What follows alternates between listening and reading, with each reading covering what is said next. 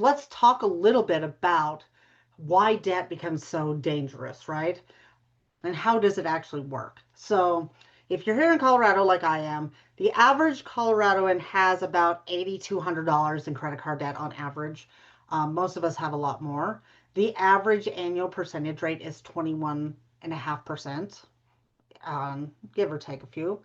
And the minimum average payment on a credit card of that amount for that APR is about $165.20 a month. Okay. Now, they really do trick us because the math isn't the math that we're thinking of. If they tell you 21.47% APR, that is not an interest rate. That is an annual percentage rate, which is not the same thing. All right. So here's how it's different. Every single month, they take 21.47 and they multiply that against the existing balance. All right. So if you do that, you get, okay, let's just use the example I gave you, right? So 24 and a half, or excuse me, 21 and a half times 8134, you're going to get about 1,746 and some change. Okay.